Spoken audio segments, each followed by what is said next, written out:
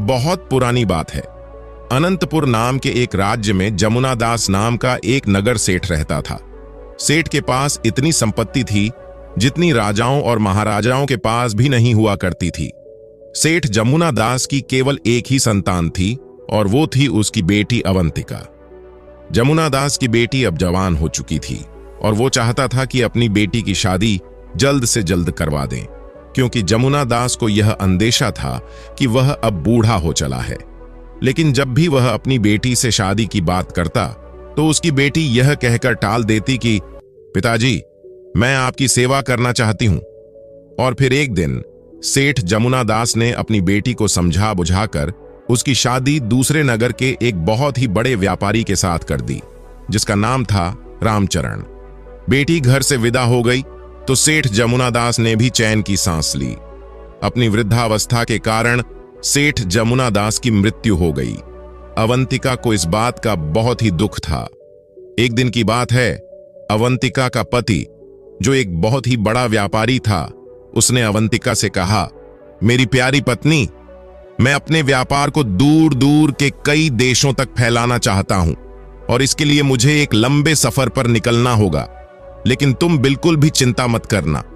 मेरे पीछे से मेरा छोटा भाई सज्जन कुमार तुम्हारा पूरा ध्यान रखेगा।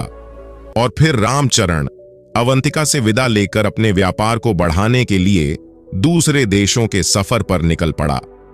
उसका भाई सज्जन कुमार, जो केवल नाम का ही सज्जन था, क्योंकि उसकी नीयत अपनी भाभी अवंतिका के लिए अच्छी नहीं थी।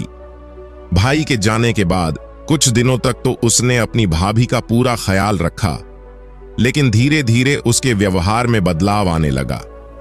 वह जब कभी भी अपनी भाभी को अकेला पाता तो उससे कहता कि तुम अब बड़े भाई को भूल जाओ और मेरी हो जाओ। लेकिन अवंतिका ऐसी नहीं थी। उसने नौकरों से कहकर अपने देवर सज्जन कुमार का हवेली में आना बंद करवा दिया। तब सज्जन कुमार ने अपने इस अपमान का बदला लेने के लिए एक योजना बनाई। उसने अवंतिका के ही घर में काम करने वाली एक नौकरानी की सहायता से अवंतिका की अंगूठी, जो अवंतिका को उसके पति रामचरण ने शादी के दिन पहनाई थी, वह अंगूठी उसने चोरी करवा ली। सज्जन कुमार ने वो अंगूठी एक नौकर को दी और उससे कहा कि तुम यह अंगूठी लेकर राज दरबार में जाओ और कहो कि तुम्हें यह अंगूठी अवंतिका ने दी है और वह तुमसे प्यार करती है। असल बात यह थी कि उस जमाने में किसी भी औरत के द्वारा अपनी शादी पर दी गई अंगूठी को किसी गैर मर्द को देना एक बहुत ही बुरी बात मानी जाती थी। ऐसा माना जाता था कि जो औरत अपनी शादी की अंगूठी किसी दूसरे आदमी को दे देती है, उसका चरित्र ठीक नहीं है, वो अपने पति से धोखा कर रही है। सज्जन कुमार के सिखाए हुए उस नौकर ने राजा के दरबार में जाकर वो अंगूठी राजा को दिखाई, जिससे कि यह बात सिद्ध हो गई कि अवंतिका ने अपने पति के साथ धोखा किया है। उस राज्य के नियम कानून बहुत ही सख्त थे। राजा ने तुरंत अवंतिका को गिरफ्तार करने का आदेश दिया। अवंतिका ने अपनी बेगुनाही के लिए बहुत ही प्रार्थना की, परंतु किसी ने भी उसकी एक ना सुनी और अवंतिका को उसी समय देश निकाला देने की सजा दे दी गई। राजा के सिपाही अवंतिका को पकड़कर राज्य के बाहर एक घने जंगल में छोड़ आए। अंधेरा हो चुका था। अवंतिका पूरे दिन की भूखी प्यासी थी। वह जंगल में एक पेड़ के नीचे बैठ गई। भय, बेचैनी और भूख प्यास के कारण वो बेहोश हो गई। ठीक उसी समय एक डाकू घोड़े पर सवार वहां से गुजर रहा था। उसकी नजर जब बेहोश अवंतिका पर पड़ी, उसने अवंतिका को उठाकर अपने घोड़े पर बिठा लिया। घोड़े को सर पर दौड़ाते हुए वो अपने ठिकाने पर आ गया। अवंतिका को जब होश आया तो उसने पूछा, मैं कहां पर हूं और आप कौन हैं? डाकू ने कहा, सुनो लड़की, तुम अब बिल्कुल घबराओ मत, तुम यहां पर बिल्कुल सुरक्षित हो। उस घर में डाकू के अलावा उसकी पत्नी और उसका एक 4 साल का बेटा भी था। इसके अलावा डाकू का एक गुलाम था जो उसके घर के सारे काम किया करता था। डाकू की पत्नी ने जब पूछा कि यह लड़की कौन है, तो डाकू कहने लगा, यह बेचारी किस्मत की मारी बेसहारा है, इसीलिए मैं इसे यहां पर ले आया। अवंतिका डाकू के घर पर ही रहने लगी। वो डाकू के परिवार से काफी घुल मिल गई थी। इसी दौरान डाकू का गुलाम एक दिन अवंतिका को अकेला पाकर उससे कहने लगा कि तुम डाकू के खजाने में से कुछ हीरे चुराकर मुझे दे दो, इसमें तुम्हारा भी फायदा होगा। लेकिन अवंतिका ने इससे साफ इनकार कर दिया। तब गुलाम ने गुस्से से भरकर कहा, मेरी बात ना मानने की सजा तुम्हें जरूर मिलेगी। ये डाकू जो तुम्हें आज अपनी बहन मानता है, देखना एक ना एक दिन ये तुम्हारी जान का दुश्मन बन जाएगा।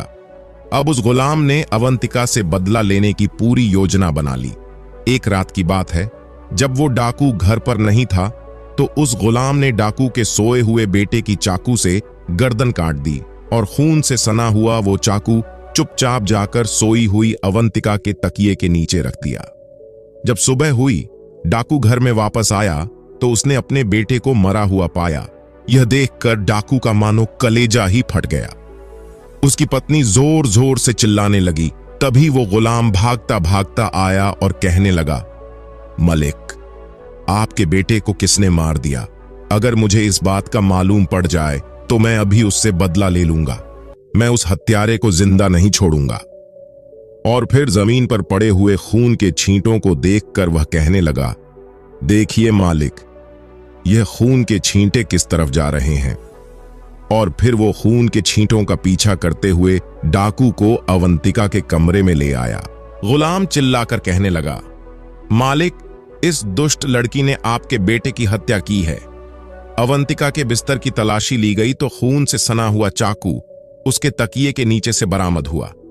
अब वो गुलाम चिल्ला चिल्ला कर कहने लगा, मैं अभी इस लड़की को मौत के घाट उतार दूंगा। डाकू ने इशारे से उसे रोका और अवंतिका से पूछा कि तुमने मेरे बेटे को क्यों मारा? अवंतिका कहने लगी, ईश्वर जानता है कि मैं बेकसूर हूं, मैंने आपके बेटे को नहीं मारा। भला मैं आपके बेटे को क्यों मारूंगी? आपने मुश्किल समय में मेरी सहायता की है, मैं आपके साथ ऐसा क्यों करूंगी? अवंतिका की बातें सुनकर डाकू को भी इस बात का विश्वास हो गया था कि अवंतिका उसके बेटे को नहीं मार सकती। लेकिन डाकू की पत्नी कहने लगी कि अब जो भी हो, यह लड़की मेरी आंखों के सामने नहीं रह सकती, वरना मैं जीते जी मर जाऊंगी। तब डाकू ने अवंतिका से कहा, देखो बहन, एक बार तो मैं यह मान सकता हूं कि तुमने मेरे बेटे को नहीं मारा, लेकिन अब तुम इस घर में नहीं रह सकती, तुम्हें इस घर से जाना होगा। और फिर डाकू ने 500 अशर्फियों से भरी हुई एक थैली अवंतिका को देते हुए कहा कि तुम यह धन अपने पास रख लो, ये तुम्हारे बहुत ही काम आएगा। अवंतिका कहने लगी, मुझे धन की कोई आवश्यकता नहीं है, मैंने अपने पिता के घर में बहुत सा धन देखा है। पर डाकू कहने लगा, नहीं बहन, किसी भी बुरे समय में ये तुम्हारे काम आएगा, इसीलिए तुम इसे रख लो। अवंतिका ने वो थैली अपने पास रख ली और कहने लगी, मैं ईश्वर से प्रार्थना करूंगी कि एक ना एक दिन आपको सच्चाई मालूम पड़ जाए कि मैंने आपके बेटे की हत्या नहीं की। इतना कहकर अवंतिका वहां से चली गई। चलते चलते अवंतिका जब एक दूसरे नगर में पहुंची तो उसने देखा कि बहुत से लोग एक आदमी को रस्सियों में जकड़े हुए लिए जा रहे थे। पूछने पर पता चला कि उस आदमी ने कई लोगों से कर्जा ले रखा था और अब कर्ज वापस नहीं चुका रहा था, इसीलिए लोग उसे सजा देने के लिए रस्सियों से जकड़कर ले जा रहे थे। अवंतिका ने पूछा कि इस आदमी का कितना कर्ज है। लोगों ने बताया कम से कम 500 सोने की अशर्फियां। वो कहने लगी कि अगर मैं इसका कर्ज भर दूं तो क्या आप लोग इसे छोड़ देंगे? हाँ हाँ, बिल्कुल छोड़ देंगे। अवंतिका ने उसके पास जो अशर्फियों की थैली थी वो उन लोगों को दे दी और उस अपराधी को छुड़वा दिया। ये देखकर लोग हैरान थे कि आखिर ये इतनी नेक दिल औरत कौन है जिसने एक अनजान आदमी को मौत के मुंह से बचा लिया। अवंतिका चुपचाप लोगों की नजरों से बचती हुई वहां से चली गई। अभी वो कुछ दूर ही पहुंची थी कि वो अपराधी जिसे अवंतिका ने बचाया था दौड़ता हुआ अवंतिका के पास आ पहुंचा। अवंतिका को लगा कि शायद वो उसका धन्यवाद करने के लिए आया है। वह अवंतिका के पास आकर कहने लगा, क्या तुम्हारे पास और भी दौलत है? तुम मुझे दे दो, मुझे दौलत की भौतिक आवश्यकता है। वो अवंतिका पर झपटने लगा। ये देखकर अवंतिका घबरा गई और सरपट भागने लगी। भागते भागते वो काफी दूर निकल आई और फिर थककर एक पेड़ के नीचे बैठ गई। इधर वो आदमी उसका पीछा करता हुआ आ रहा था। जब उसने देखा कि अवंतिका थकी थकी एक पेड़ के नीचे बैठ गई है, तो वो भागता हुआ पास ही खड़े हुए एक समुद्री जहाज के मालिक के पास जा पहुंचा। उसने अवंतिका की तरफ इशारा करते हुए जहाज के मालिक से कहा, हुजूर, वो जो सामने लड़की बैठी है वो मेरी नौकरानी है, जिसे मैंने 500 अशर्फियों में खरीदा था। अगर आप मुझे 500 अशर्फियां दे दें तो मैं उसे आपके हवाले कर सकता हूं। उस व्यापारी ने जब अवंतिका की सुंदरता देखी तो उस पर मोहित हो गया। उसने तुरंत 500 अशर्फियां निकालकर उस अपराधी को दे दी और कहने लगा, ठीक है, आज से ये मेरी हुई। इतना कहकर वो सौदागर अवंतिका के पास गया और उसका हाथ पकड़कर अपने साथ ले जाने लगा। अवंतिका ने कहा, तुम कौन हो और मुझसे क्या चाहते हो?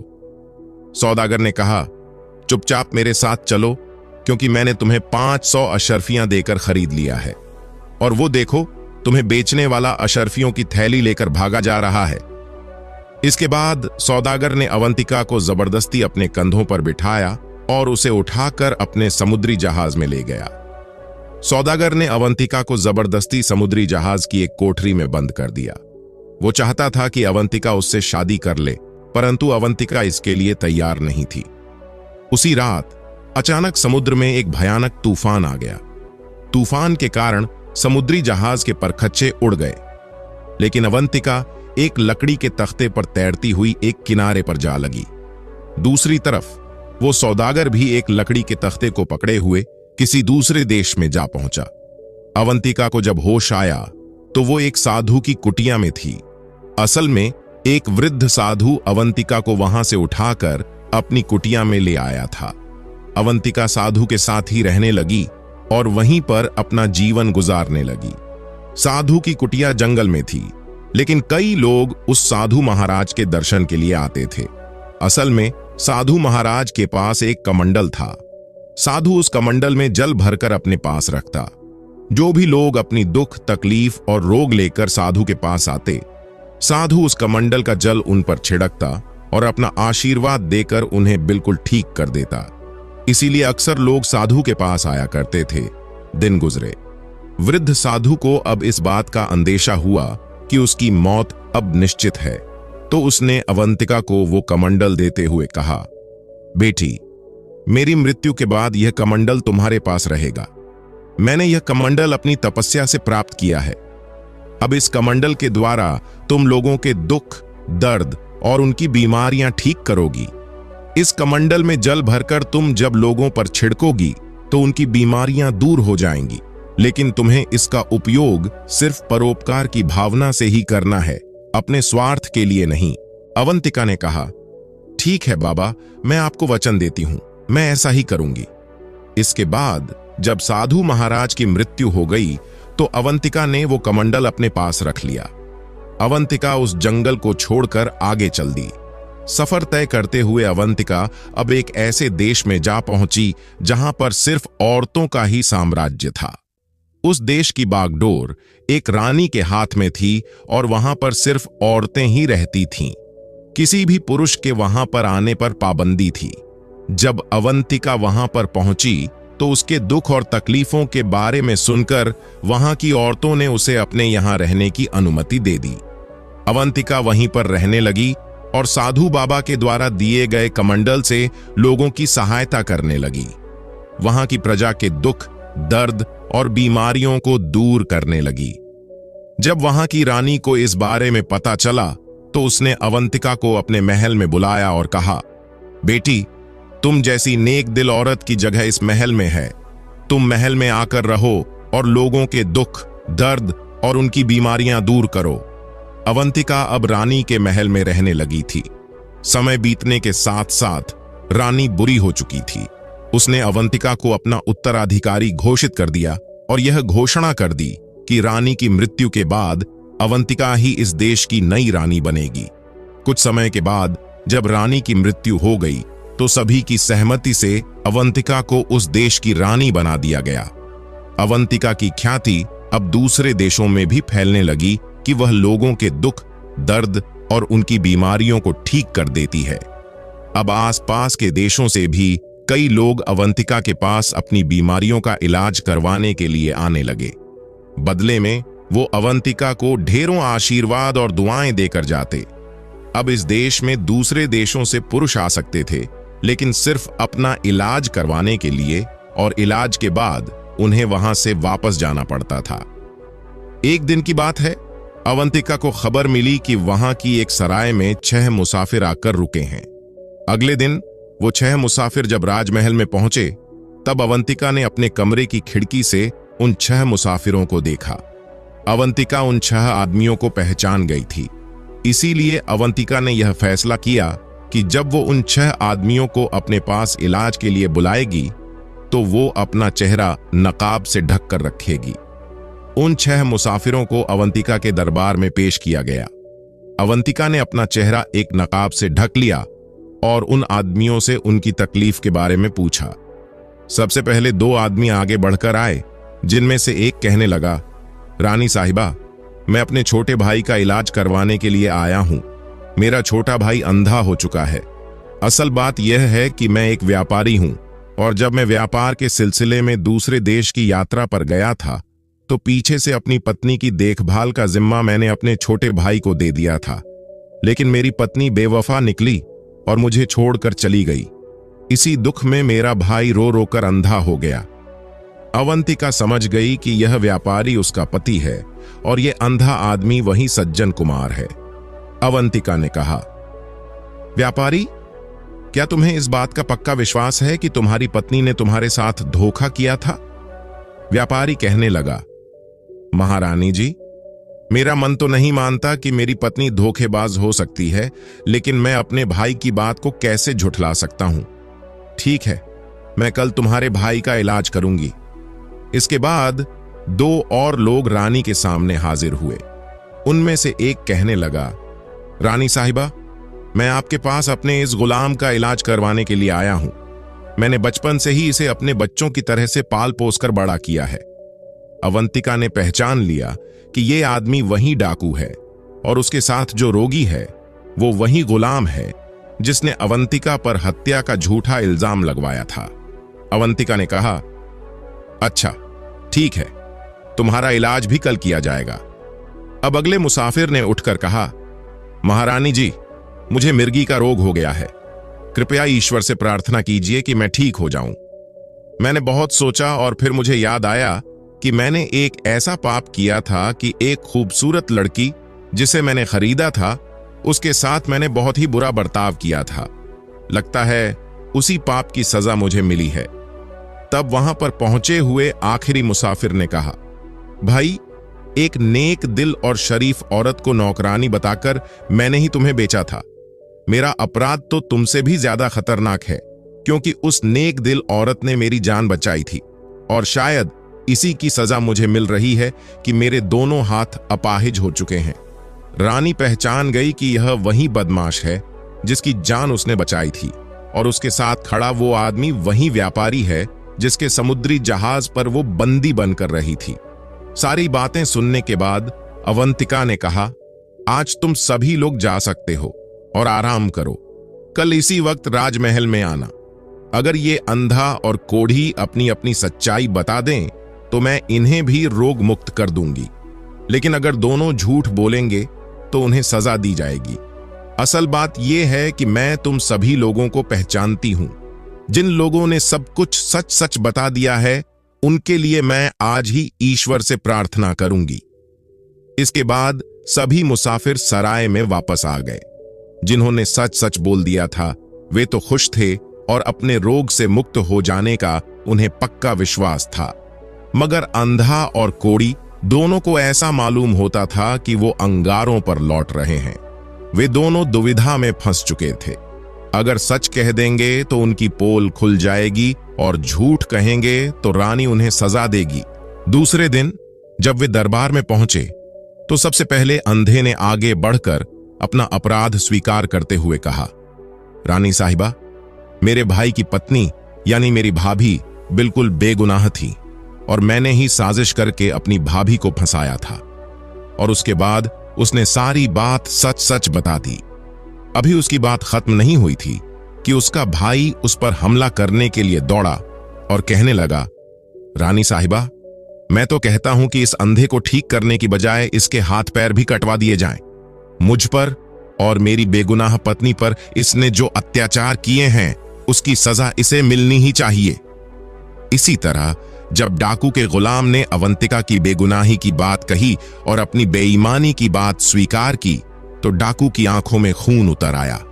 वह अपने गुलाम की तरफ दौड़ा और कहने लगा, ऐसे गद्दार का तो गला घोंट देना चाहिए। लेकिन रानी के आदेश पर सबको रोक दिया गया। रानी ने कहा, क्योंकि अब सब लोग अपना अपना अपराध स्वीकार कर चुके हैं, इसीलिए मैं सभी लोगों की बीमारी का इलाज करूंगी। इसके बाद अवंतिका ने व्यापारी और डाकू से कहा, आप दोनों कल राजमहल में आए, मैं आप दोनों को दावत देना चाहती हूं। दोनों ने रानी का धन्यवाद किया और अगले दिन राजमहल में दावत के लिए आ पहुंचे। अवंतिका ने व्यापारी से पूछा, क्या आप चाहते हैं कि आपकी शादी हो जाए? व्यापारी ने कहा, रानी साहिबा, मैं अपनी पहली पत्नी के अलावा किसी और के बारे में सोच भी नहीं सकता। रानी ने कहा, मैं ईश्वर से प्रार्थना करूंगी कि आपको अपनी पहले वाली पत्नी मिल जाए। इसके बाद रानी ने डाकू से पूछा, क्या आप चाहते हैं कि आपको एक और बेटा मिल जाए? डाकू ने कहा, रानी साहिबा, ईश्वर के आशीर्वाद से बेटा तो मेरे घर पैदा हो चुका है। मैं तो बस इतना चाहता हूं कि उस लड़की से एक बार फिर मिल सकूं, ताकि मैं उससे अपनी गलती की माफी मांग सकूं। रानी ने कहा, ठीक है। इसके बाद रानी ने अपना नकाब हटा दिया तो व्यापारी और डाकू दोनों हैरान रह गए। व्यापारी को उसकी पत्नी वापस मिल चुकी थी और डाकू को उसकी मुंह बोली बहन। इसके बाद रानी ने उन सभी मुसाफिरों की बीमारी का इलाज कर दिया। अब वो अपने पति के साथ वापस जाना चाहती थी। उसने उस देश की बागडोर वहां की औरतों के हवाले की और खुद वह अपने पति के साथ वापस अपने देश लौट गई। तो मित्रों, आपको ये कहानी कैसी लगी आप कमेंट करके हमें बताना, और अच्छी लगी तो चैनल को जरूर सब्सक्राइब करके हमें सपोर्ट करना। उम्मीद करता हूं आपका दिन मंगलमय हो।